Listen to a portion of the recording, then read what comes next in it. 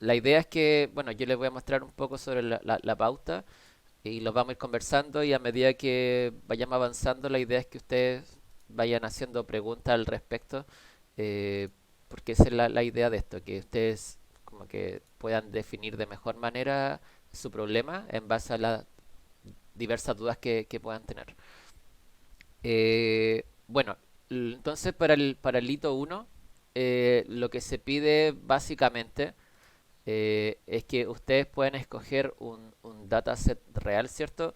Que sea público o privado. Esto quiere decir que, bueno, nosotros les publicamos hartas cosas en, en GitHub y en un curso sobre los diferentes datasets que podían usar, que algunos estaban disponibles en la web, otras personas se acercaron a nosotros para solicitar algunos datasets.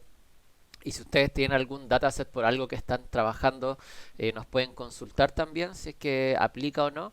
Porque hay veces que, no sé, por ejemplo, alguien está haciendo su tema memoria o alguien está trabajando en algún proyecto, algo así, y le interesaría, digamos, entender un poco sobre minería de datos aplicados sobre algún proyecto en particular que puedan tener, que no ha pasado anteriormente. Por ejemplo, hay gente que de repente trabajaba con el Centro Sismológico Nacional y estaba analizando cosas de sismos y como ya tenían como harto el background de eso, lo aplicaron. Lo mismo para algunos casos de gente que ha trabajado con astronomía o cosas así, se puede hacer, no hay problema con eso.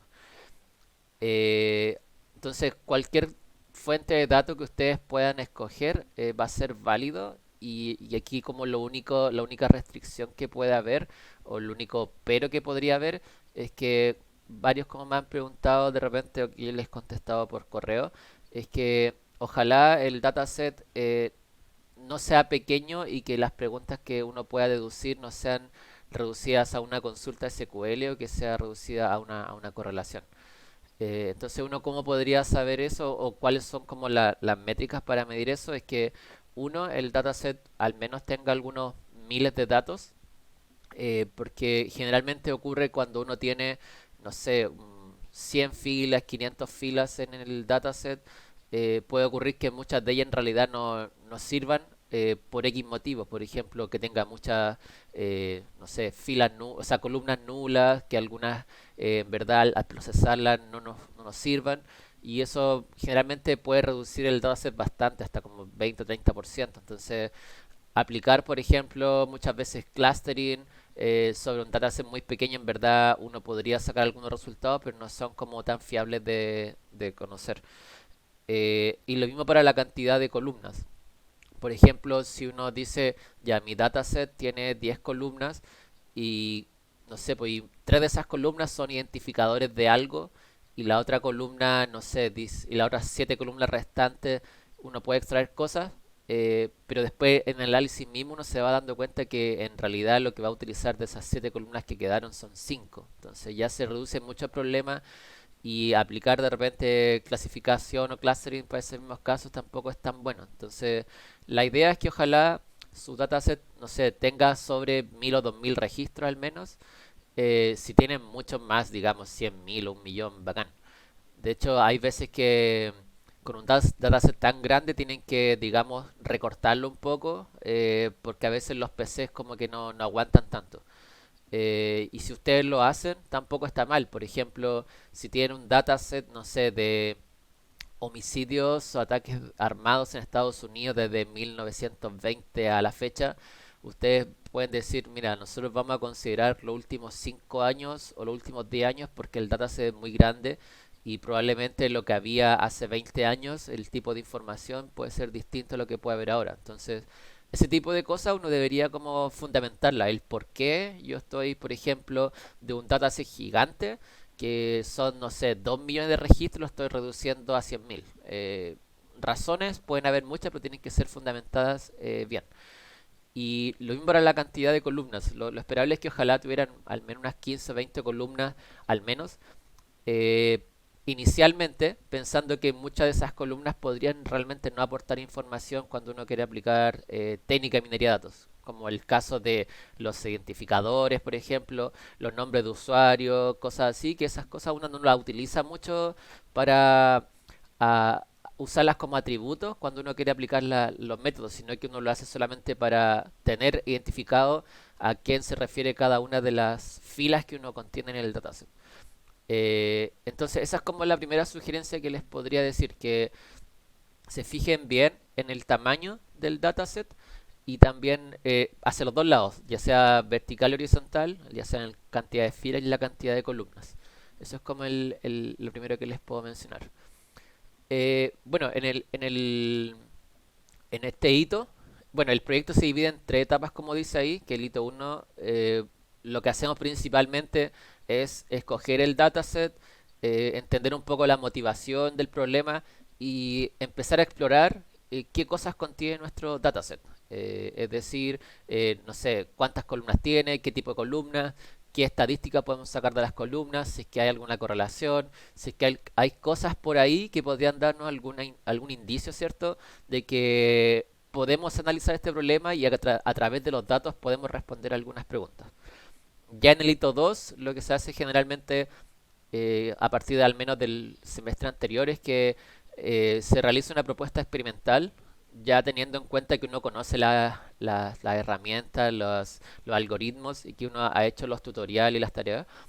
La idea es hacer una propuesta experimental en base a decir, mira, yo para el hito 3 me comprometo a hacer esto y esto y esto otro, estos ciertos experimentos, y en el hito 3 ya es como aplicarlos. Es como decir, ya, yo me comprometí a esto, tuve que hacer ciertas mejoras, o quizás el hito 2 lo puse muy ambicioso y lo recortamos a esto por ciertos motivos, y en el hito 3 se aplica más que nada.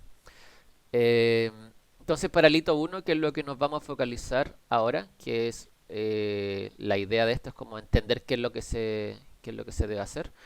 El hito 1 se divide en dos cosas, que uno es la presentación, ¿cierto? Que obviamente en tiempos que no había pandemia, esto lo hacíamos en clases, ¿cierto? Nos dábamos como tres clases para esto, dos clases, donde la gente presentaba en muy poco tiempo eh, como la motivación del problema y la exploración que había realizado, y también el informe. El informe, en general, eh, a ver, lo pueden realizar incluso usando, por ejemplo, R o Python. Por ejemplo, en el caso de R, que ya deberían saber un poco con la tarea uno y el tutorial, uno puede exportar lo que hizo en R en un HTML en vez de un PDF, por ejemplo, o un HTML. Bueno, en la tarea de piden un HTML. Pueden exportar eso mismo y ese mismo puede ser el informe.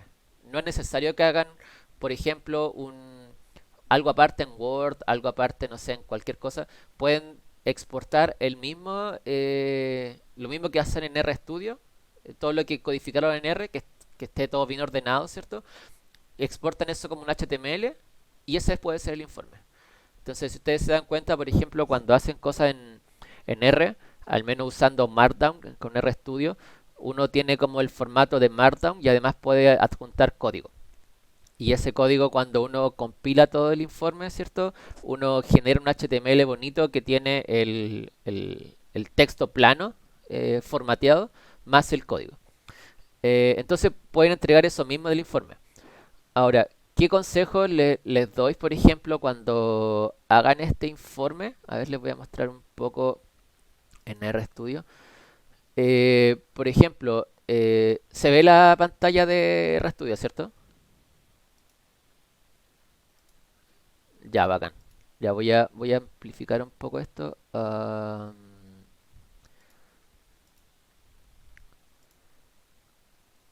Ya. Entonces, por ejemplo, ¿qué cosa yo les podría recomendar acá cuando hagan el informe? Es que, a ver, cuando uno inicia un bloque de R, uno coloca, cierto, estas llaves. Y estas llaves dice, bueno, lo que va a ir acá adentro es lo que voy a compilar en R, que es esto que está aquí. Y además uno puede colocar opciones acá. Y esas opciones, por ejemplo, hay algunas opciones que tienen que ver con el ancho de la figura y el alto de la figura. Entonces, esto es lo que va a salir acá, ¿cierto? Y además de eso, uno puede decirle a esto, mira, eh, en realidad yo no quiero mostrar el código cuando esto se compile, sino que quiero mostrar solamente la imagen.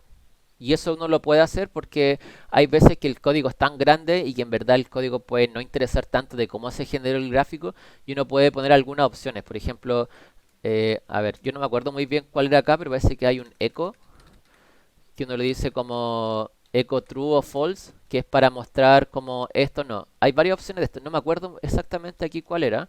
Eh, a ver, déjenme buscar cuál eran. rchunk options. Voy a ponerlo acá. Por ejemplo acá, voy a incrementar esto. Por ejemplo acá, por ejemplo esto, uno dentro de ese chunk que lo había mostrado entre las llaves de lo que uno pone al inicio del bloque de código, uno puede poner esto como echo false y básicamente el código se va a ejecutar, pero no va a mostrar el código. Entonces eso es bueno porque uno genera solamente la imagen, pero no muestra el código que a veces puede ser muy engorroso y da lo mismo. No da lo mismo el código en ese caso, sino que lo importante es la imagen. En algunos casos también, por ejemplo, no mostrar los warnings o los mensajes que puedan generarse. Por ejemplo, cuando codificamos algo y salen algunos prints de la misma herramienta o algunos prints que nosotros agregamos, también se pueden evitar. De modo de que cuando generemos este HTML, esas cosas como que generan ruido, que se ven como más cochinas, no las mostremos. Eh, ese tipo de cosas uno puede hacer como para que se vea más bonito, digamos, el HTML generado y que no tenga tanto ruido. Son como algunas de las cosas que les puedo sugerir como algunos tips para generar HTML. Y lo mismo para el tema de la figura. Muchas cosas de la figura las puedo modificar así, como el tamaño. Cosas que, a ver, cosas que me gustaría o que nos gusta que en verdad aparezcan cuando hagan el informe es que sea lo más intuitivo posible. Por ejemplo, si yo veo esta imagen y la imagen no tiene ningún título alguno, igual es fome porque hay que estar adivinando qué cosa es, cosas así. Eh, entonces la idea es que sus figuras tengan al menos etiquetadas el hecho de que tenga un título y que los ejes X e Y tengan sus etiquetas correspondientes. ¿Qué significa? Por ejemplo, si estamos midiendo, no sé, cantidad de frecuencia de algo, pongan abajo, no sé, porque si una línea de tiempo, que pongan los días y que pongan en el eje Y el hecho de que estamos midiendo, no sé, cantidad de tweets por día, no sé, cosas así. Ese tipo de cosas es súper fácil formatearlas cuando uno genera un código en R o en Python, así que agréguenla, porque la idea es que no adivinen, por ejemplo, las personas que revisan o que ven este como informe, qué es lo que significa cada cosa. Traten de agregar esas cosas como chicas que igual dan valor. Ya, entonces, bueno, lo primero es que eh, tienen que hacer una presentación, que es lo que les decía anteriormente y que es lo que hacíamos antes en vivo. Y la idea es que graben un video por grupo que dure máximo 8 minutos. Entonces, algunas de las cosas que debería tener este video y que para grabarlo, lo que es lo más fácil de hacer es que ustedes se junten por Zoom, por ejemplo, pongan grabar la cosa y que cada uno hable, o sea, uno eh, proyecte la presentación y se pongan a hablar sobre la misma presentación. Eso es lo más fácil de hacer. Lo pueden hacer también por Google Meets o cosas así. Meets. Eh, es lo más sencillo. No sé si hay algo más producido que eso que pueden hacer. Si quieren hacer algo más producido y agregar como, no sé, una pantalla de presentación con algún software externo, háganlo, pero váyanse por lo más sencillo nomás. No se compliquen tanto la vida. Bueno, con respecto a la presentación, y que al final la presentación es lo que también debería tener el informe de por sí. El informe puede incluir más cosas, pero la presentación en sí lo que debe tener primero, que es lo más importante, es la motivación, ¿cierto? Y que es entender un poco el contexto en el cual quieren abordar ustedes el problema a través de los datos y por qué podría ser interesante.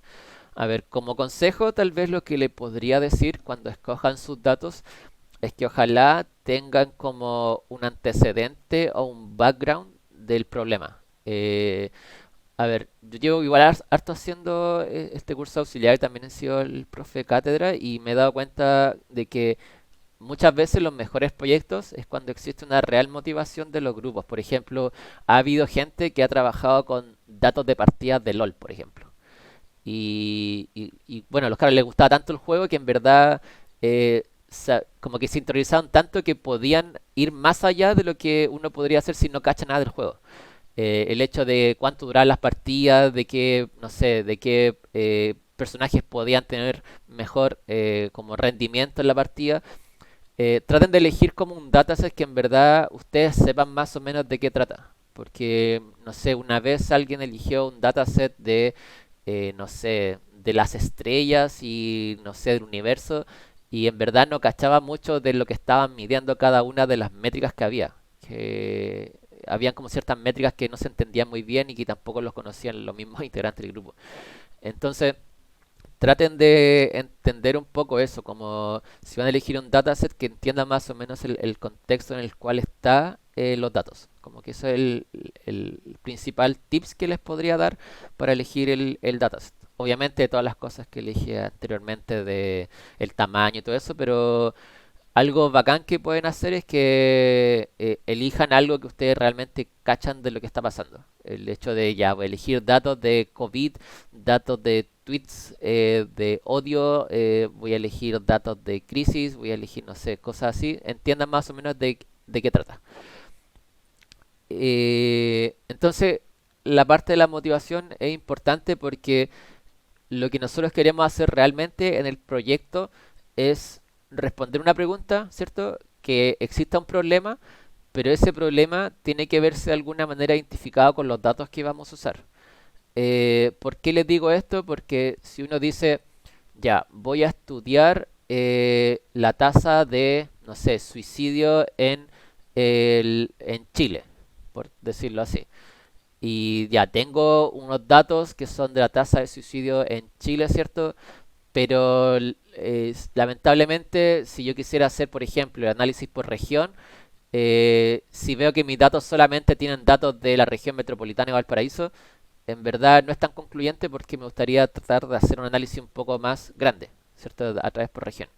Entonces, en ese caso, yo no podría decir voy a hacer un análisis por las regiones, siendo que tengo solamente dos. Ahí mis datos no pueden responderme esas preguntas. Entonces, fíjense bien cuando elijan los datos y empiecen a hacer un poco la exploración, si es que realmente el problema que yo quiero abordar puede estar reflejado en los datos que tengo. Y de ser necesario, si es que yo puedo complementar estos datos con otras fuentes. Por ejemplo, si tratara de estudiar, no sé, digamos que ahora tengo todos los datos de suicidio en Chile por región y tengo, no sé, solamente dos columnas. Yo podría complementar esos datos, por ejemplo, con otro tipo de datos. Por ejemplo, digamos que los voy a complementar con datos de temperatura por, no sé, por mes de cada región. Quizá uno podría decir, quizás el factor de que haya más, no sé, días despejados que nublados podría de alguna manera afectar eso.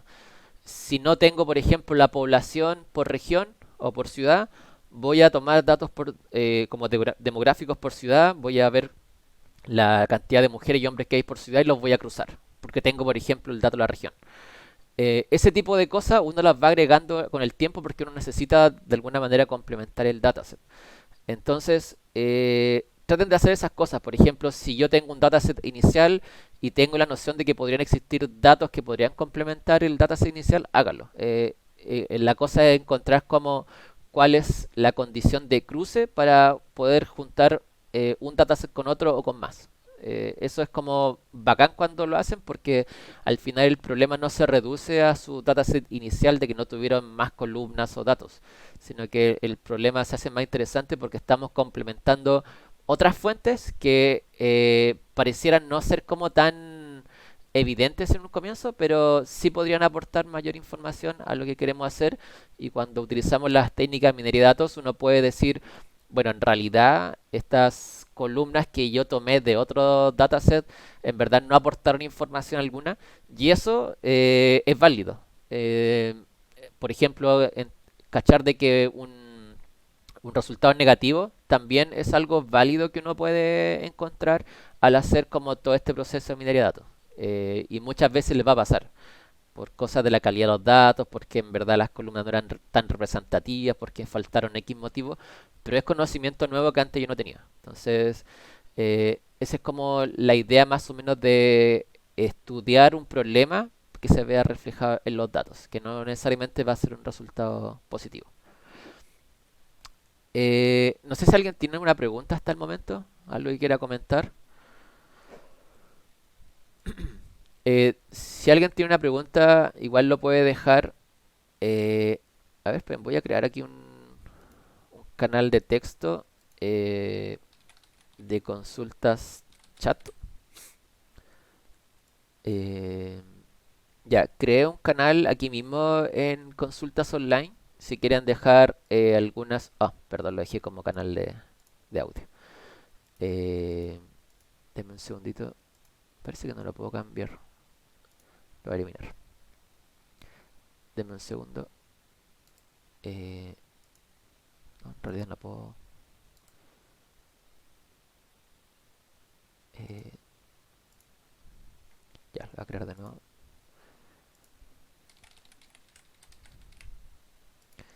Ya, si alguien tiene una dudas, lo puede escribir también en el chat. Ahí creo un canal para eso. Mientras estamos conversando acá. Y ahí los vamos respondiendo. Bueno, con respecto a lo segundo que se pide es esto de la exploración de datos, que es básicamente empezar a jugar con el dataset y ver más o menos qué es lo que tiene. Bueno, hay cosas súper básicas que uno puede hacer, que uno debería hacer siempre en toda exploración de datos, que es básicamente saber, por ejemplo, cuántas filas tiene el dataset, cuántas columnas tiene el dataset, qué tipo de columnas tiene el dataset. Por ejemplo, la mayoría de mis columnas son numéricas y tengo 6 que son de tipo texto, por ejemplo. Esas son cosas muy básicas que se pueden hacer. Estadísticas, por ejemplo, hacer box plot, hacer gráficos de dispersión entre dos variables. Cosas de ese estilo son súper relevantes para entender, por ejemplo, si es que hay algún tipo de relación entre dos variables que más adelante podrían de alguna manera servir para análisis. Y en algunos casos, algunas variables están muy correlacionadas entre sí y utilizarlas para análisis tampoco sirve. Usar las dos, por ejemplo, y uno deja una. Ese tipo de cosas son las que uno quiere ver. Si uno tiene factores temporales, hacer gráficos de línea, por ejemplo, de factores temporales que pueden ser en diversos niveles de granularidad. ¿Qué quiere decir esto? Por ejemplo, si yo tengo... ¿Dónde está este dataset? Este. Eh, este es un dataset de trendings de estadísticas de video YouTube que están como por diferentes países, por decirlo así, como Alemania, Japón, México, cosas así. Y este dataset, por ejemplo, tiene, no sé, un título, tiene una fecha, tiene ciertos tags, etcétera, etcétera. Eh, ¿A qué me refiero con diferentes niveles de granularidad? Por ejemplo, si yo tengo aquí esta fecha, que está en una zona horaria ya, como UTC 0 creo, pero esta es la fecha original. Yo podría decir, ya, voy a estudiar o voy a ver la tendencia de los videos de cuando fueron publicados. Primero lo podría ver por hora. Agrupar, por ejemplo, independiente del día, eh, todas las horas en las que se publicaron videos. Entonces uno podría ver, independiente del día, yo podría decir que generalmente los videos, según este gráfico, los videos tienden a publicarse a las 10 de la noche, por decirlo así. Eso podría ser parte del análisis exploratorio. También podría decir, voy a agrupar todos los videos de acuerdo a su fecha de publicación por el día de la semana en el cual se publican. Entonces podría decir, principalmente lo que dice este gráfico es que los videos se publican el día viernes, por decirlo así. Entonces podría agruparlos por mes también. Entonces ese tipo de granularidad nosotros los podemos ir generando a partir de una columna. Entonces eso es súper importante porque generalmente si uno trata de hacer un gráfico por esta columna tal como está, voy a hacer un gráfico de los videos que se publicaron en tal fecha, tal hora, nos va a quedar como uno en cada uno de los en cada una de estas fechas. Entonces la idea es como tratar de decir, voy a hacerlo por año, voy a hacerlo por día a la semana, si se publican más videos los fines de semana que en la semana, si se publican más videos el lunes, martes, el día miércoles, etcétera, etcétera. Ese tipo de cosas lo podemos hacer. Lo mismo acá, por ejemplo, a ver, eh, estoy leyendo la duda en este momento. Dice, hola, tengo una duda respecto a lo que se espera llegar finalmente con el dataset. Finalmente queremos predecir algo o analizar datos y intentar sacar conclusiones con la info que se tiene. Sí, eso es una buena pregunta porque eso va a depender netamente de cuál van a ser las preguntas que tú quieres responder. ¿Qué quiere decir esto? Que en muchos casos el dataset o la tarea en sí podría ser de un análisis como descriptivo. ¿Y qué técnicas podríamos utilizar por eso? Clustering, por ejemplo. Entonces, nuestra idea, si no tengo datos etiquetados, es hacer un análisis descriptivo de tal cosas, porque creemos que, no sé, los videos de YouTube pueden agruparse por ciertas características que los hacen, por ejemplo, que sean trending.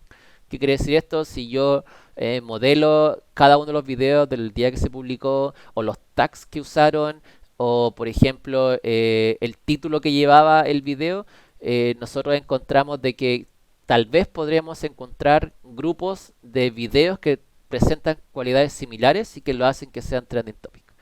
Ese podría ser, por ejemplo, un tipo de pregunta que uno podría responder que no es una tarea predictiva, sino que es una tarea descriptiva y que es totalmente válida porque no van a usar, por ejemplo, clasificación en este caso. Eh, Puede que se dé el caso también de que ustedes tengan datos etiquetados, por ejemplo, que yo sé cuál es la etiqueta o la categoría a la que corresponde y me gustaría poder predecirla. Eso también puede ser una tarea que pueden realizar, o pueden realizar las dos. Pueden realizar una tarea predictiva y una tarea descriptiva.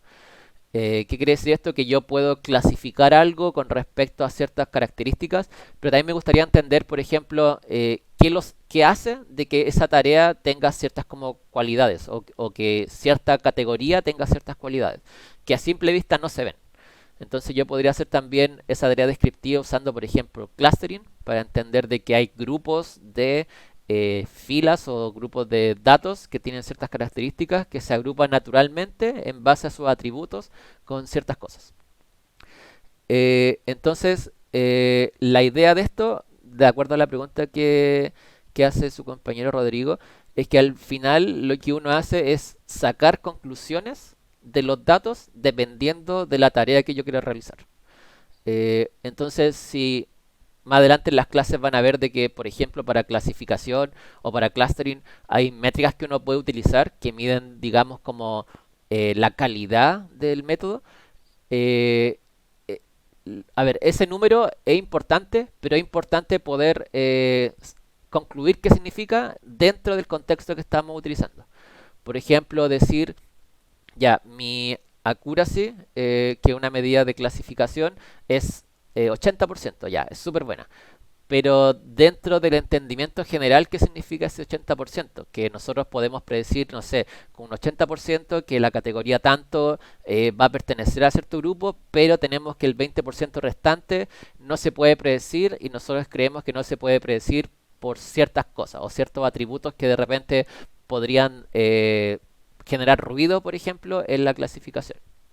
Entonces, la tarea final de lo que uno quiere hacer con el dataset es partir de una exploración inicial, encontrar ciertos problemas que nosotros podríamos atacar y ya al final es como entender qué podríamos concluir habiendo aplicado diferentes técnicas de minería de datos sobre los datos y si es que respondieron o no las preguntas que nosotros teníamos inicialmente o las inquietudes que nosotros nos generaron a partir de lo que fuimos haciendo los diferentes hitos. Esa es como la idea como general que se quiere lograr. Eh, bueno, a ver, aquí sale un comentario respecto a la exploración, que yo ya se los fui haciendo un poco a lo largo de la presentación, o de la explicación en realidad. Es que aquí dice en muchos casos es necesario explorar los datos a un nivel diferente al de los datos originales, que es lo que les mostré inicialmente con las fechas de publicación de estos trending topics de YouTube, que uno, digamos, usa los datos en una granularidad diferente. Eso es lo que quiere decir. Lo mismo, por ejemplo, para el caso de datos que son del tipo espacial. Por ejemplo, tengo los datos de Chile de alguna estadística, por ejemplo, no sé, datos de, no sé, mascotas perdidas por comuna o por manzana, por decirlo así. O datos del censo por manzana también, que también se utiliza. Yo podría ir agregando, ¿cierto? En vez de hacerlo por manzana, lo voy a hacer por comuna.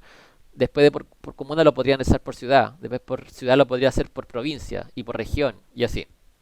Entonces no se queden solamente con el formato inicial con el que vienen. Si ustedes saben de que se puede agregar en una categoría un poco más grande para, digamos, entender que hay ciertas cosas interesantes en eso. Eso es una de las cosas que uno puede mencionar cuando se habla de la agregación.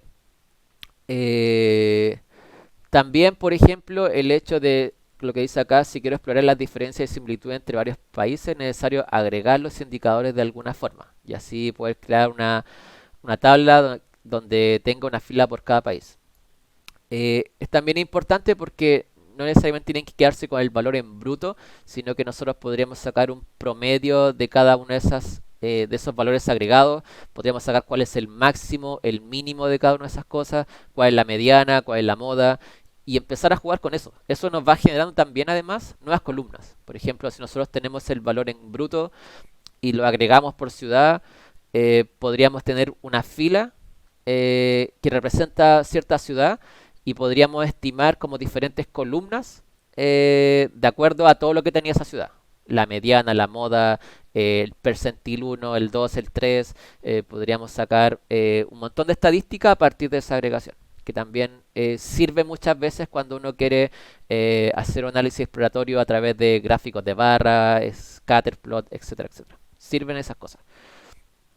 Eh, También está lo que les decía anteriormente de hacer un join o juntar una o más tablas para la exploración. También sirve bastante, por ejemplo, en el caso de este video, de este análisis de trending topics de YouTube. Por ejemplo, acá hay bueno, este es como el dataset bonito, ¿cierto? Que tiene diferentes descripciones que se pueden emanar de ellos. Pero aquí, por ejemplo, tiene una ID de categoría, que básicamente es un número, que no sabemos a qué se refiere. Bueno, aquí el dataset afortunadamente trae esto, como en un formato JSON, y nos dice, por ejemplo, el ítem 24, lo podemos buscar acá, supongo que debe estar ordenado por lo mismo. Eh, Pertenece a algo que dice video. A ver, veamos qué hay acá. No dice mucho en realidad. Ahí está el string 38, no está ordenado. Entonces no voy a encontrar nada. Bueno, pero aquí sale la información que uno debería hacer como un join con esto. Entonces yo podría tomar la categoría que está acá, que es 22, y debería venir a buscarla acá en este JSON y buscar el 22 para extraer más información de eso. Por ejemplo, aquí esa categoría que es la 17 debería ser deporte, ¿cierto? Y yo podría extraerla haciendo un join con esta tabla. Eh, bueno, la segunda parte es que uno generalmente eh, lo que debiese hacer en realidad es que cuando yo hago la exploración, básicamente no tengo mucha noción de si el problema que yo quiero tratar en realidad se puede responder con los datos o no. Entonces, uno lo que trata de hacer es la exploración, tengo cierta noción previamente del problema que podría haber y la exploración me refleja si es que en realidad los datos pueden o no describir ese problema o si lo podemos modelar de alguna otra forma. Entonces, hice un montón de exploraciones, hice scatterplot, hice boxplot, hice gráficos de barra, gráficos de línea, agregué cosas, junté con otras tablas, etcétera, etcétera. Y ahí me voy dando cuenta de a poco que en verdad podría haber algunos problemas que me gustaría modelar. Por ejemplo, eh, la tarea más clásica es predecir la variable x en función de x o n atributos. A ver, cosa importante de cuando uno habla de predecir es que cuando uno quiere predecir, uno necesariamente ataca el problema como una clasificación, por decirlo así, o una regresión, y uno debiese tener como cuál es el atributo o cuál es la categoría o la clase que uno espera predecir, como el valor real. Por ejemplo, si yo tengo imágenes de animales, eh, la clase de eso sería el animal al cual pertenece. Y yo debiese tenerlo. Eh, ¿Qué es lo que ocurre en algunos casos? Que hay gente que en su dataset original no tiene la clase que quiere predecir y lo que pueden hacer, que a veces invierte un poco más de tiempo y es porque quieren aplicar la herramienta de clasificación, es ponerse a etiquetar datos. Ese es como uno de los enfoques que uno puede tener. A ver, les voy a mostrar, déjeme ver si tengo acá en RStudio algo que podría decir acerca de eso. Eh, a ver si les puedo mostrar esto. No, esto no tiene mucho.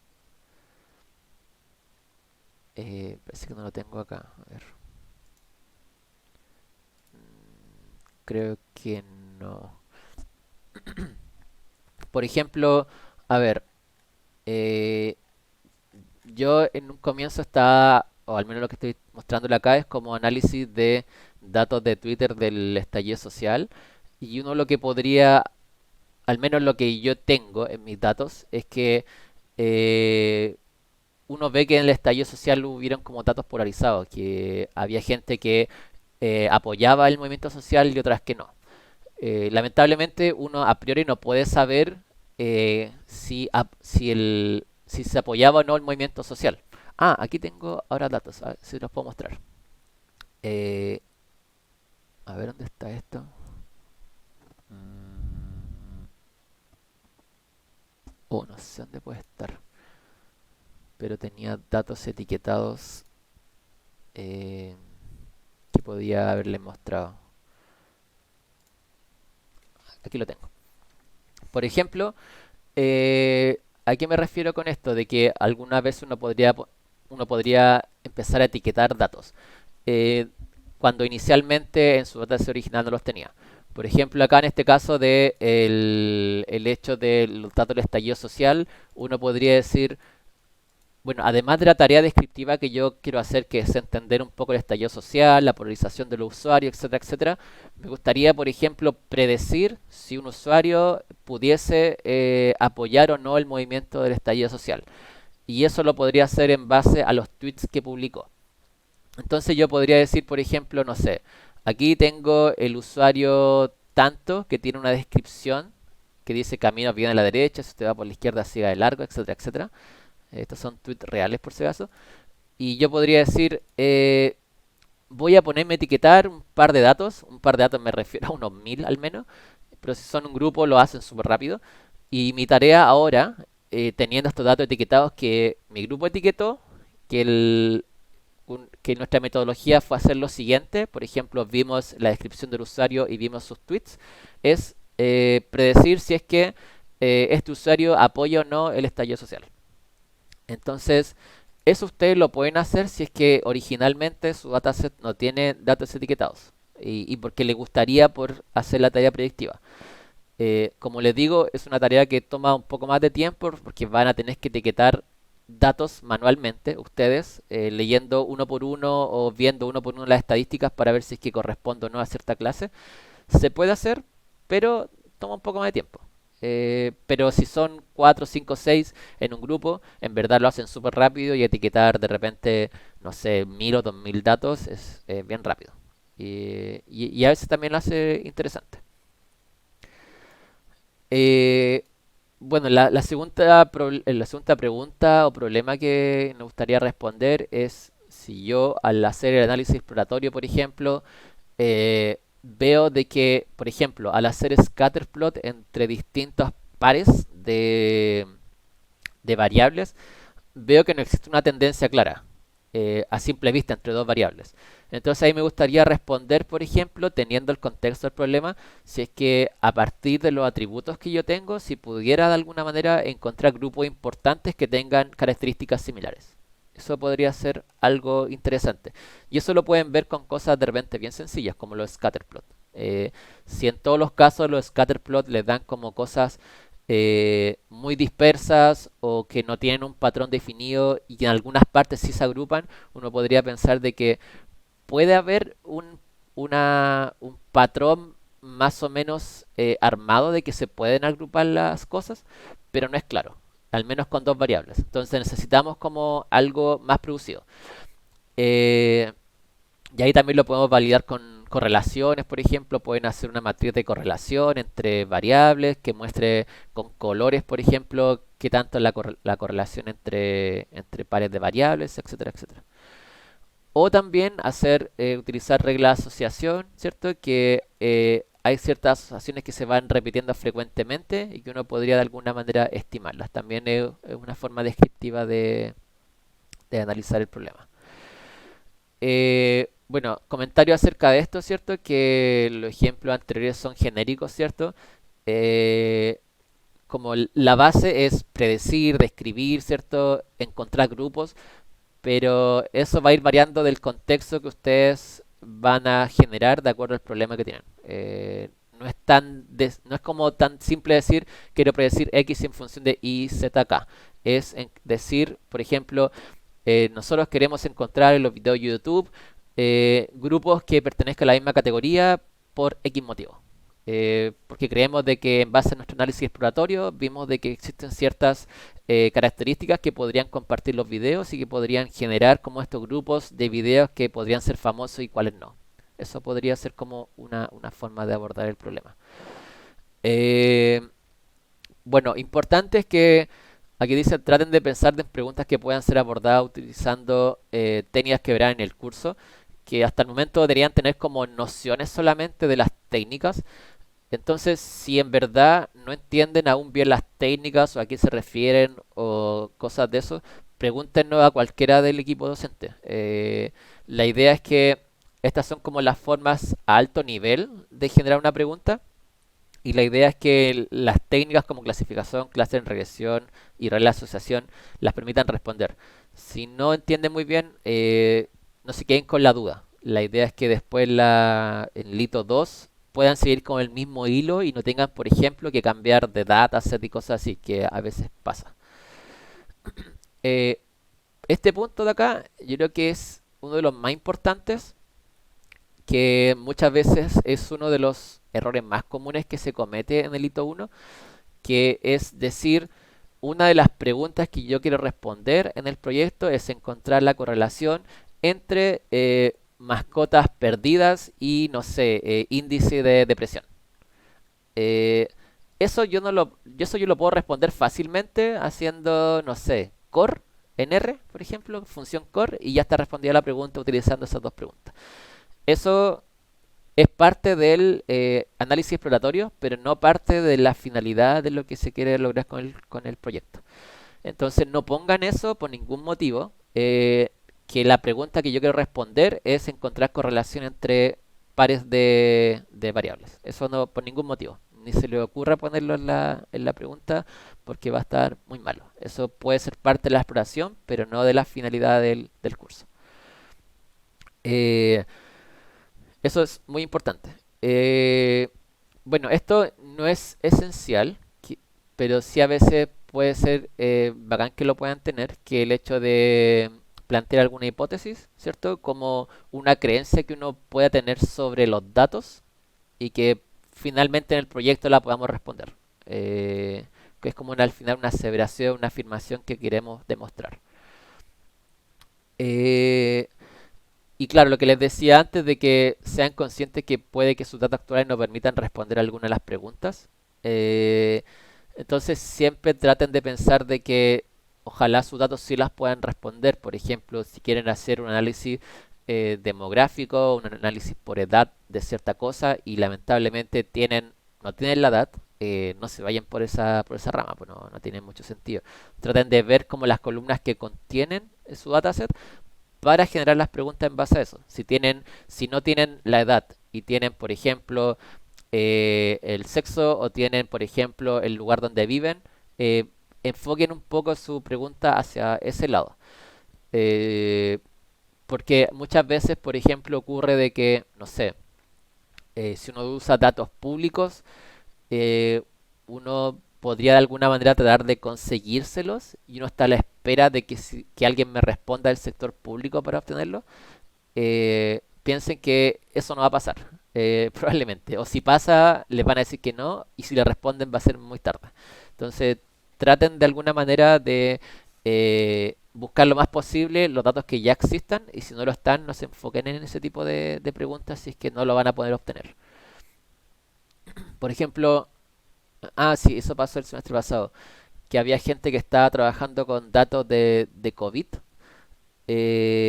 y quería tener como un nivel de granularidad más pequeño, en vez de tenerlo por región, parece, lo quería tener por comuna o ciudad, y no lo lograron obtener y tuvieron que hacerlo por región nomás. Pero su pregunta inicial iba para el hecho de que querían de alguna manera predecir si es que cierto brote en una ciudad, como si podía afectar las ciudades del entorno, las comunas del entorno, no me acuerdo muy bien cómo era la pregunta, pero no pudieron tener ese nivel de granularidad y al final tuvieron que hacerlo a un nivel más alto. Entonces, ojo con eso. Eh, ya, para terminar, porque abajo hay un ejemplo, con respecto a la calidad de la presentación, en verdad la calidad no se refiere a que hagan una cosa mega producida en edición y software y todo eso, sino que la calidad se refiere a que ustedes puedan contar como una historia. Esa es como la finalidad. ¿Qué quiere decir esto? Por ejemplo, si estoy analizando los videos de YouTube, podríamos contar que, no sé, la historia, así como hoy en día YouTube, eso es como una de las plataformas más utilizadas, actualmente, no sé, X millones de personas los ven diariamente por X motivos, porque hay mucha divulgación de video y etcétera, etcétera. Eh, y nosotros los que nos gustaría atacar es el hecho de decir qué videos, por ejemplo, hacen de que eh, este video sea famoso o no. Entonces lo que nos gustaría estudiar es aquello, por las razones que les dimos anteriores de que YouTube es una de las plataformas más usadas, etcétera, etcétera.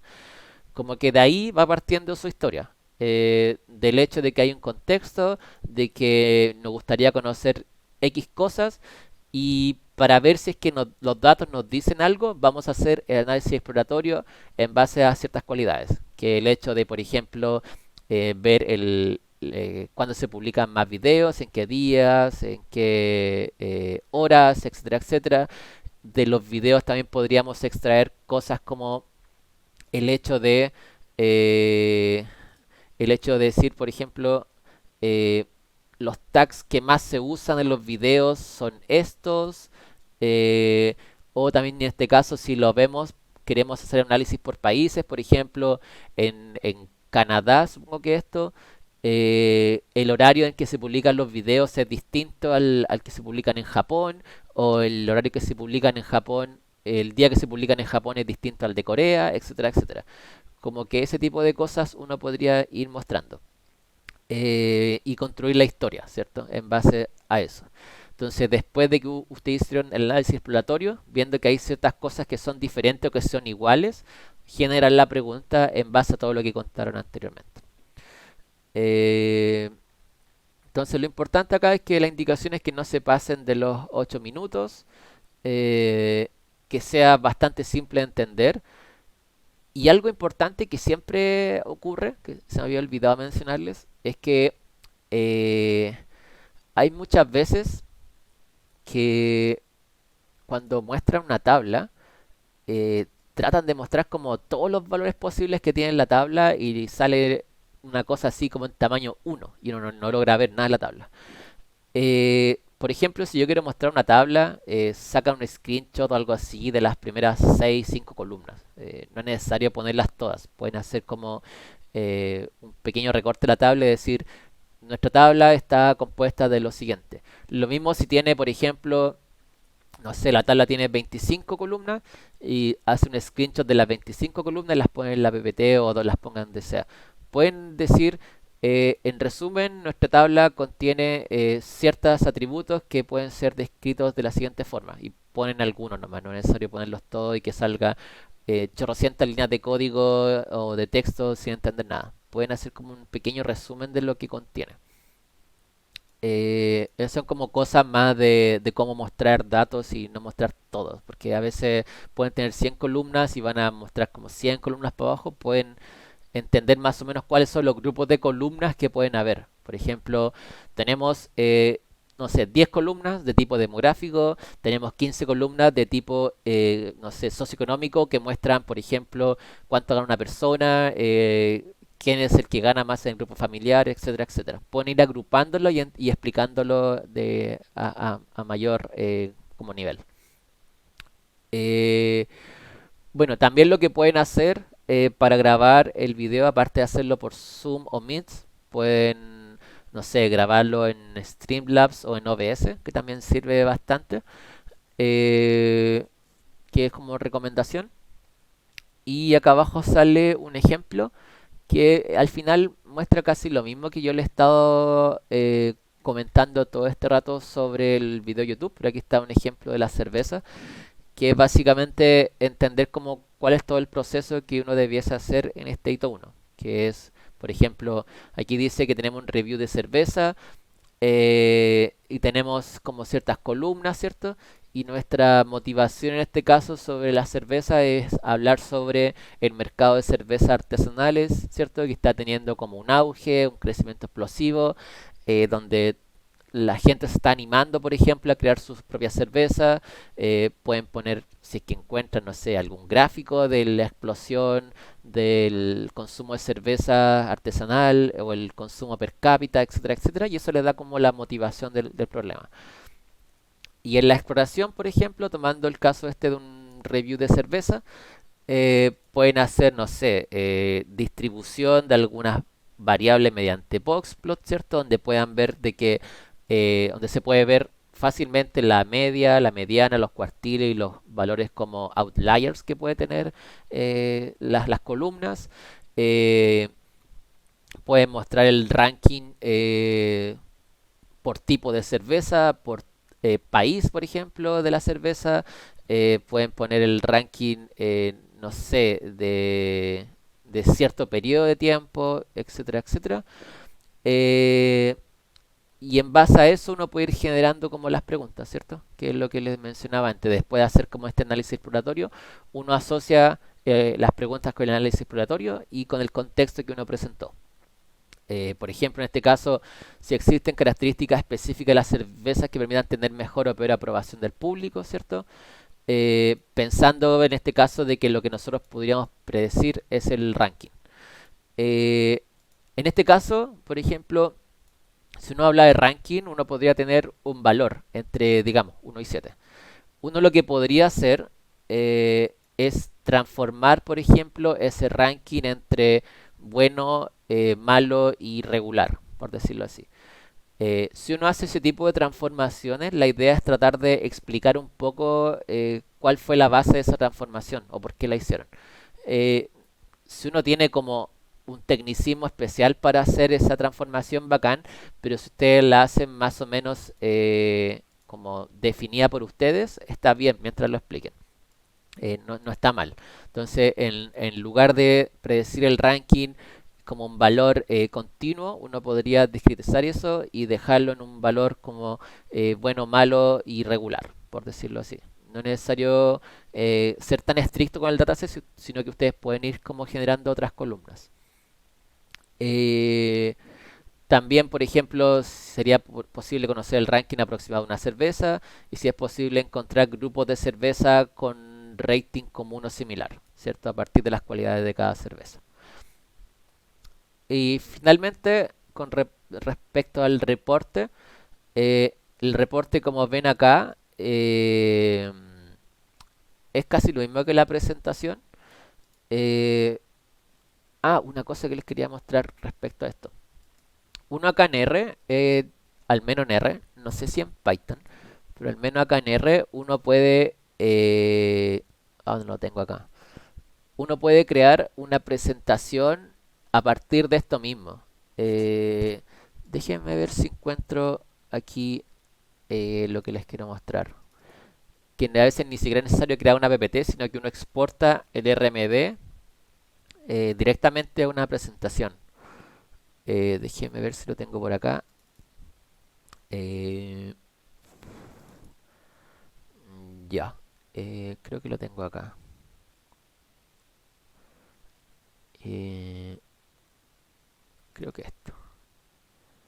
Ya, esto es básicamente una presentación. No, parece que está en formato feo esto. Ya, esto es como una presentación en realidad en formato que es una presentación no en PPT sino en HTML. eh, que básicamente yo tomé el RMD, que este debería ser este, y uno pone esto en el output, como slide y presentation y cosas así, y después se los puedo dejar. Eh, y básicamente lo que hace esto es decir, bueno, cuando encuentro este gato, eh, o este título, el título uno por decirlo así en Markdown, esto va a ser como una slide. Entonces, cuando encuentre otro de estos, va a ser la siguiente slide. Entonces, en este caso, por ejemplo, aquí dice procesamiento de texto, que vendría siendo el título, y si se fijan, la segunda slide es carga de múltiples archivos, que coincide con este primer título. Entonces, ustedes pueden llegar y exportar esto. De hecho, esto también se puede exportar como no solamente un HTML, sino que un PDF. Eh, esto se lo digo por si no quieren hacer una presentación y quieren hacerlo todo directamente en Markdown, lo pueden hacer.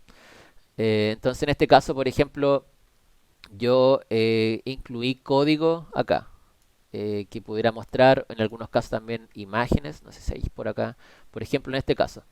En este caso, como yo estaba enseñando algo, yo incluí el código, ¿cierto? Además de la imagen que lo generaba.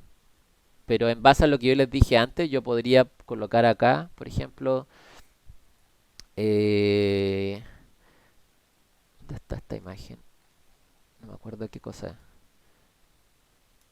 Por ejemplo, aquí yo podría colocar que esto no se mostrara o que no mostrara el código con el echo igual false y va a mostrar solamente la imagen. Bueno, esos son algunos tips que les puedo dar. Si no quieren hacerlo directamente en una PPT sacando las imágenes que están acá del mismo, de lo que genera en R, está bien. Sí, estas son como cosas que uno puede tener como noción para el futuro, pero no es obligatorio. Eh, bueno, lo que dice acá es que el reporte deben ser unas 5 páginas impresas presentadas a una página web. Ahora, ¿cómo yo mido eso? Que son 5 páginas impresas a una página web.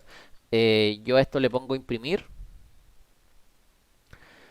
y eso me da como un total de 26 páginas, el informe en HTML. Entonces, eso debería ser aproximadamente, como dice acá el informe, unas 5 páginas impresas. Ahora, ¿qué es lo importante? Que acá dice el código fuente no se cuenta dentro del largo de las 5 páginas. ¿Por qué les digo esto? Porque muchas veces uno le gustaría como agregar código que genera algunas cosas, pero que no es como el foco del informe. Si ustedes quieren agregar código de algo y ponerlo explícitamente en el informe, creen un apéndice al final y ahí dejan su código. Lo importante es que el informe o el contenido del informe quede en esas 5 páginas. Eso es como lo más importante. Entonces, traten de destacar lo más importante y las cosas que no son tan importantes lo dejan todo en el apéndice. Por ejemplo, alguna figura adicional o algún procesamiento que hicieron entre medio, lo pueden poner en el apéndice. Lo importante es que la parte más dura esté en las 5 páginas del análisis exploratorio. Todo lo demás lo pueden colocar en el índice. Eh, y bueno, finalmente, que esto ya es posterior a cuando entregan el informe, es que va a haber una evaluación a pares. Esto quiere decir de que a cada grupo se le va a mandar como links o evaluación de ciertos links de los videos de otros compañeros para que ustedes lo evalúen en base a ciertos criterios que les vamos a mandar después, que es como una retroalimentación. La idea es que esas notas igual, digamos, van a complementar un poco la evaluación que le hace el equipo docente. Pero eso es posterior. Entonces, no se preocupen por el momento ahora de eso. Sí, es solamente para mencionarles que después les vamos a mandar como ciertos videos que ustedes tienen que ver, que van a ser 2 o 3 por grupo, y le van a tener que poner una nota como de manera individual. Eh, bueno, eso es lo que les puedo comentar hasta el momento. No sé si alguien tiene alguna duda o algo así quiera preguntar. Como que todo es bienvenido.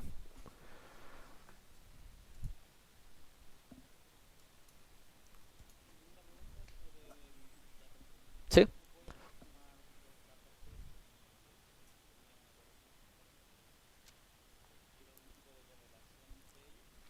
totalmente.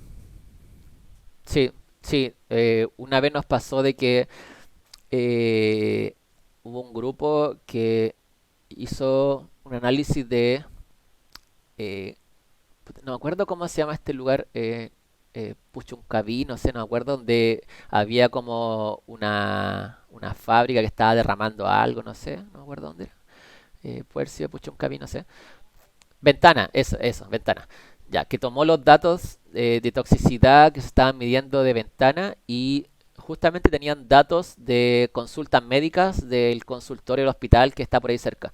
Y trataron de hacer un análisis si es que, por ejemplo, cierto tipo de enfermedad había aumentado o no durante el tiempo, considerando los datos de toxicidad y emanación que había en Ventana. Eran dos cosas totalmente distintas y que solamente como la periodicidad le hacía hacer como el join entre ellos. Entonces sí lo pueden hacer. Y eso yo creo que hacen los proyectos más bacanes todavía, cuando hacen ese tipo de análisis.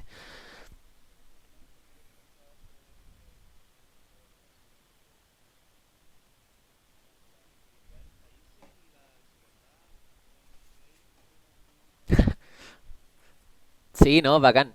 De hecho, si pueden, cuando uno hace el análisis por países, hay caleta de estadísticas que uno puede sacar. Por ejemplo, el nivel de felicidad, el consumo de alcohol, no sé, la cantidad de horas que juegan en el computador por países, la cantidad de uso de redes sociales por países. Pueden complementarlo con todo lo que quieran en realidad. Ya, bacán. ¿Alguna otra pregunta que alguien tenga? También la pueden hacer en el chat. O bueno, igual queda, no me acuerdo cuánto queda tiempo para la entrega.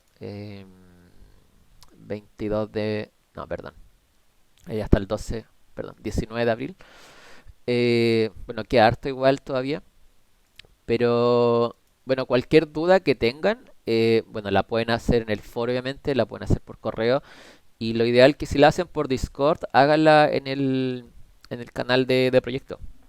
Ahí quede todo como ordenado ahí. Y bueno, generalmente hay alguien conectado de los auxiliares, de los profes ahí viendo si hay alguna duda o no. Pero yo creo que era lo más importante en este punto es como eh, ojalá pensar bien el dataset que quieren utilizar porque igual es como súper fome que lleguen después al hito 2 y se den cuenta de que el dataset en realidad no les sirve. Eso es como la pérdida de tiempo más grande que pueden hacer porque van a tener que hacer análisis exploratorio de nuevo, van a tener que hacer las preguntas de nuevo, así que traten de ver bien eso del dataset. Y lo otro que les puedo comentar del dataset es generalmente las personas que van a trabajar con cosas que tienen que ver con el texto. Eh, que eso es una parte súper importante porque del texto se pueden sacar muchas cosas, muchas cosas. De hecho, yo creo que tengo acá algún tutorial, sí, este de text processing, que les puedo compartir. Voy a ver, que les puedo compartir de cómo extraer como característica del texto, limpiar texto, etcétera, etcétera. Que esto al menos está en R, que tiene como, no sé, transformar un texto, transformar una cantidad de un conjunto de texto a una matriz documento término, como estimar top palabras, hacer nubes de palabras, relación entre términos, etcétera, etcétera, haciendo como word clouds o cosas así. Esas son también cosas que uno puede hacer en análisis exploratorio. Eh, y la cosa es que cuando uno trabaja con texto, generalmente en los datasets que tienen texto, lo que más encuentran es como un identificador, alguna fecha y el texto.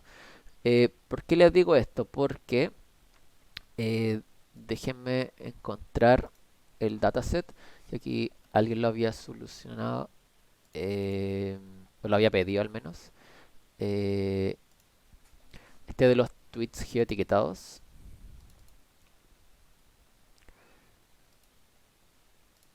Eh, que uno a veces piensa de que la cantidad de columnas que uno puede llegar a tener es muy poca porque uno tiene solamente el texto.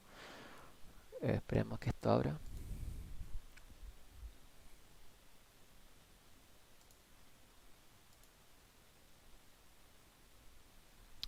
También les voy a dejar esto como recurso.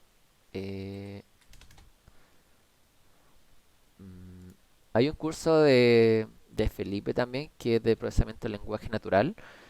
Y aquí en los tutoriales pueden encontrar harto material, al menos en Python, de cosas que se pueden hacer con texto. Aquí ya están más o menos hechas. Todavía no carga esto. Voy a bajarlo mejor.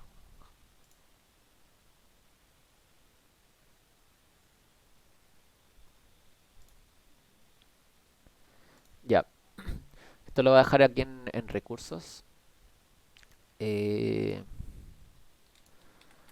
lo voy a poner en el canal de recursos. Ya vamos a ver el dataset.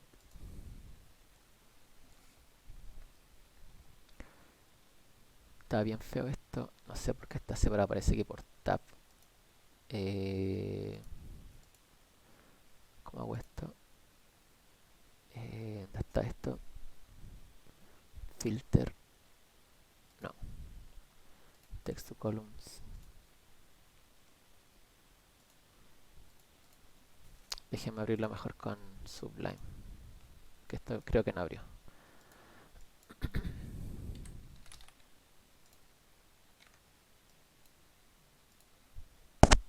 Ya. Por ejemplo, en este caso, uno podría sentirse un poco desilusionado al ver como datos de Twitter que uno tiene un identificador. Voy a aumentar esto. Uno tiene, por ejemplo, datos. ¿Se ve, cierto? ¿Se ve lo que está? Sí, se ve. Uno, por ejemplo, tiene un identificador de tweet, de usuario, la fecha de creación, el tweet, latitud, longitud. Y uno podría sentirse un poco como desilusionado porque uno dice, bueno, tengo 6 columnas y de las que me sirven son 4, porque estas dos cosas como para análisis es más que nada para análisis agregado, por ejemplo, el ID de usuario. Pero estas son las columnas que realmente voy a utilizar. Entonces uno ve que el texto así tal como está no podría no servirme mucho. Pero uno cuando trabaja con texto, uno puede extraer miles de cualidades del texto. Entonces uno podría decir, ya, voy primero lo más básico, es decir, no sé, la cantidad de caracteres que tiene esto, la cantidad de palabras que tiene esto, que están separados, por ejemplo, por un espacio. Y esas uno las puede ir agregando como nueva columna al dataset. Por ejemplo, en la columna cantidad de caracteres, tengo tantos caracteres. La columna cantidad de palabras, tantas palabras. Uno podría analizar cuántos hashtags tengo dentro del texto. Podría analizar, por ejemplo, cuántas emoticons aparecen en el texto, cuántos signos de exclamación aparecen en el texto, cuántos signos de pregunta aparecen en el texto, cuántas puntuaciones aparecen en el texto. Y de ahí uno va como creciendo en la cantidad de cualidades que uno puede utilizar. Por ejemplo, en Python hay una librería que se llama Spacy, que es de procesamiento de lenguaje natural. También lo voy a dejar ahí en recursos.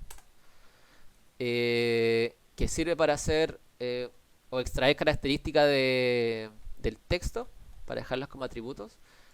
Y uno, por ejemplo, a ver, voy a ir a español. ¿Dónde está esta cosa? Uso, por ejemplo, aquí sale Linguistic Features.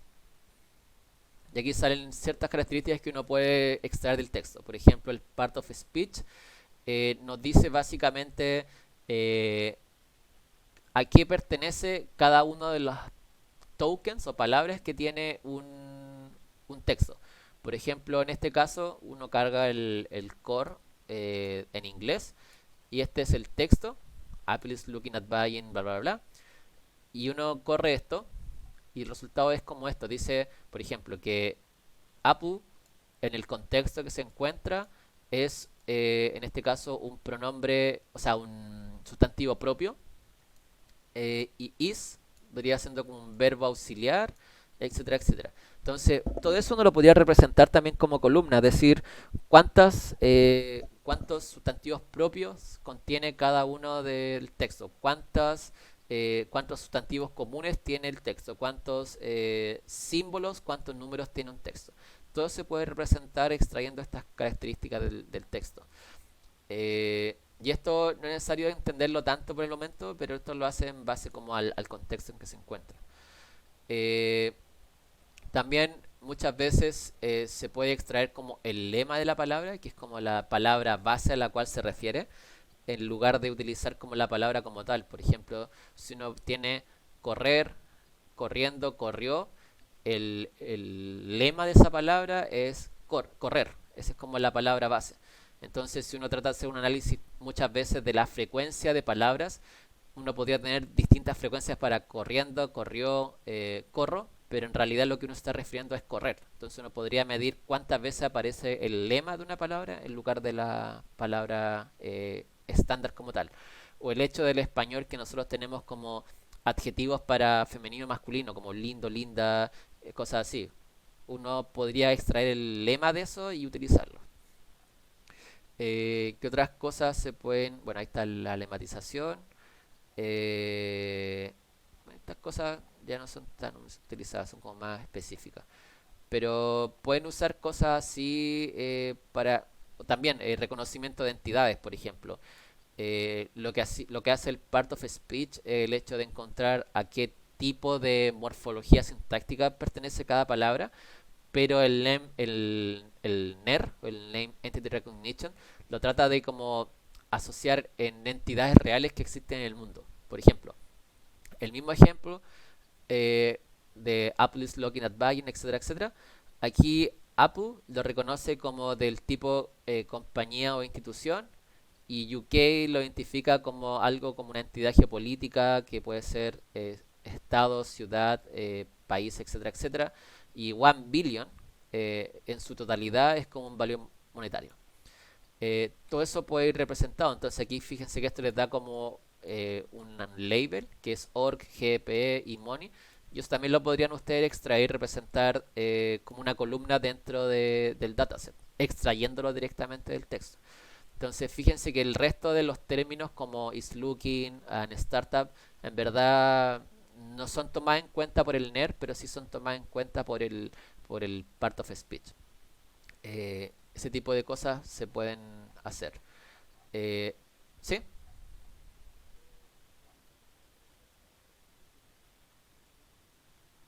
Sí, totalmente, totalmente.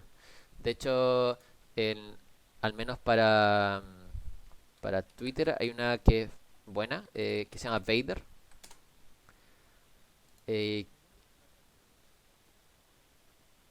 Ese es como un tema, porque en general, a ver, eso depende, porque hay librerías que, a ver, al menos estas librerías como bien establecidas, generalmente están entrenadas con texto formal. No sé, pues toman Wikipedia, toman las noticias de Google, etcétera, etcétera, y en base a eso entrenan estos modelos para que pueda como determinar algo. Entonces, cuando uno trabaja con texto de redes sociales, en general uno puede tener ciertos problemas en ese sentido porque no va a detectar correctamente ciertas cosas como, no sé, el hecho de que aparezca la palabra bacán o que alguna palabra se contraiga, etcétera, etcétera. Esas son como algunas de las como debilidades que uno podría tener al usar texto informal con herramientas que fueron entrenadas con texto formal. Pero son las limitantes que todos tenemos. No es solamente para el proyecto, las limitantes que en general uno tiene. En este caso, por ejemplo, aquí tenemos un detector de sentimiento que se llama Vader. Eh, no sé si está para el español, pero lo que hace Vader es como tomar un texto y también analiza si es que ese texto contiene, por ejemplo, exclamaciones o tiene emoticons y eso le da como como un score de positividad o negatividad que puede tener el texto. Y en verdad es súper fácil de usar, como que es muy, muy, muy fácil. Y aquí está como algún ejemplo. Por ejemplo, si sale como el servicio, acá es extremadamente bueno y el servicio acá es bueno y acá el servicio es marginalmente bueno. Esto le va dando como un tipo de puntuación de qué tan positivo puede ser de acuerdo a este tipo de cosas que van influyendo en lo bueno que puede ser algo. También lo voy a dejar en recursos.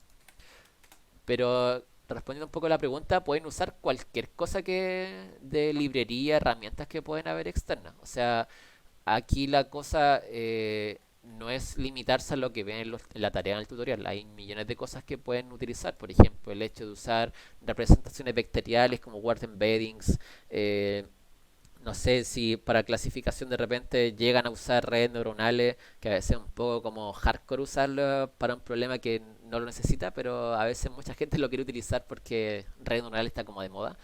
Y a veces el problema se simplifica no tanto por redes neuronales, sino que el problema es otro. Pueden usarlo, si está todo ok, está súper bien. Pueden usar todas las librerías que quieran en realidad. Así que no se limiten a eso, usen todo lo que quieran, en todos los lenguajes posibles, en R, en Python, si quieren usar algo en C, en lo que sea, da lo mismo.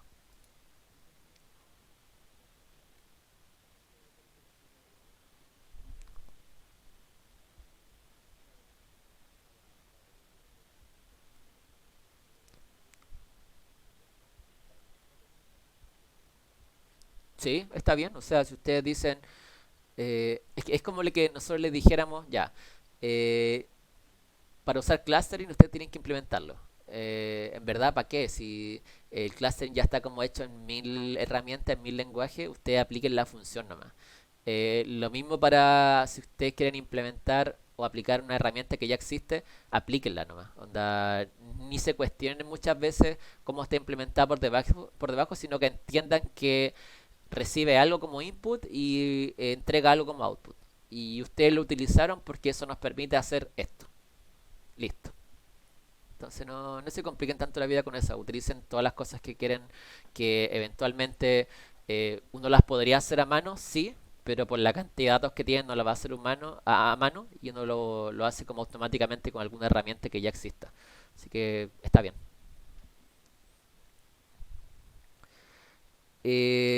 Ya no sé si hay alguna otra duda.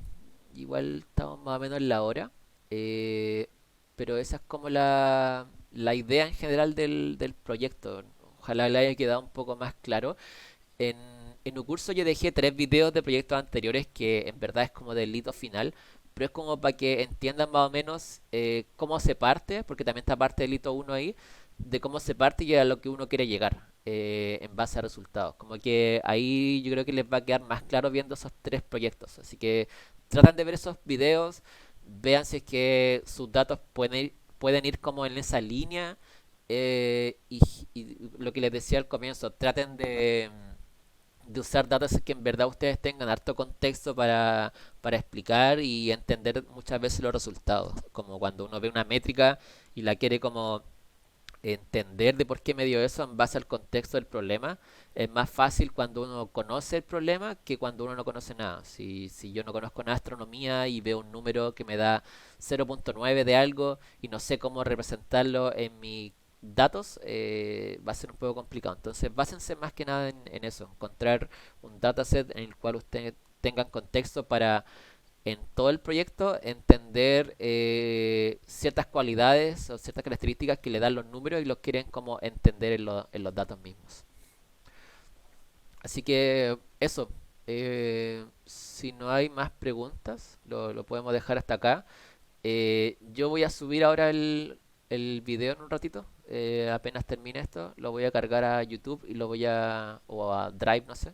Y lo voy a dejar ahí disponible para que lo vean para después, para los que no estuvieron. Así que, bueno, voy a cortar el video ahora